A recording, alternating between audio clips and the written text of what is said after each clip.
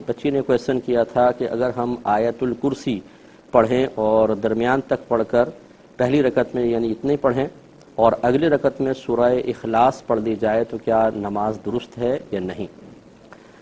تو دیکھیں یہ درست ہے. اصل میں کم از کم ایک آیت پڑھنے کا حکم ہوتا ہے اور اس میں کم از کم 30 حروف بھی اگر ہو جاتے ہیں تو وہ ایک آیت پوری بن جاتی ہے.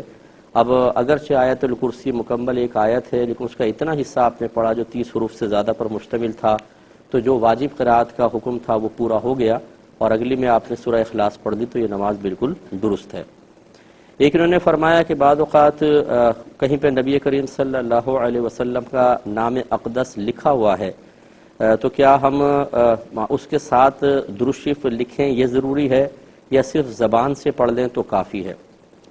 دیکھیں زبان سے پڑھنا بھی کافی ہے، لیکن اگر فرض کر لیں کہ آپ کسی کو لیٹر لکھ رہی ہیں، کوئی میل بھیج رہی ہیں، فرض کر لیں، اور اس میں اگر آپ نام لکھتے ہیں اور آپ کو یہ گمان ہو کہ سامنے والا جو ہے وہ آپ سے اس معاملے میں بدگمانی کرے گا کہ نبی کریم کا نام لکھا ہو دیکھیں درود نہیں لکھا، تو بہتر ہے کہ اس میں لکھ دیں. اگرچہ کوئی فرض واجب نہیں تھا، زبان سے پڑھ دینا بھی کافی ہوتا ہے. ایک انہوں نے کہا کہ اگر نبی کریم صلی اللہ علیہ ایک انہوں نے کہا کہ نہ زبان سے پڑھیں اور نہ لکھیں تو کیا حکم شرع ہوگا؟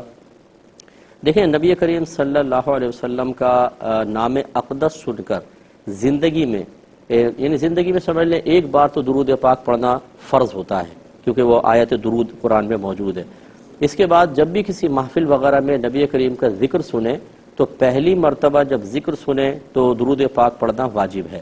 اس کے بعد جتنی دیر تک سنتے رہیں ہر دفعہ پڑھنا مستحب ہے کہ پڑھیں گے تو ثواب ملے گا، نہیں پڑھیں گے تو گناہگار نہیں ہوں گے. یہ سننے کے بارے میں ہے.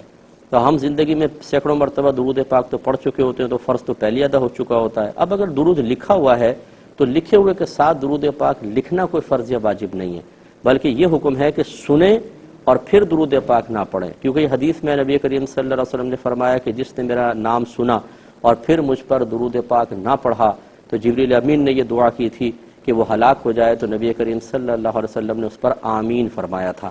تو یہ سننے کے ساتھ مقید ہے، لکھنے کے ساتھ تحریر کے ساتھ نہیں ہے.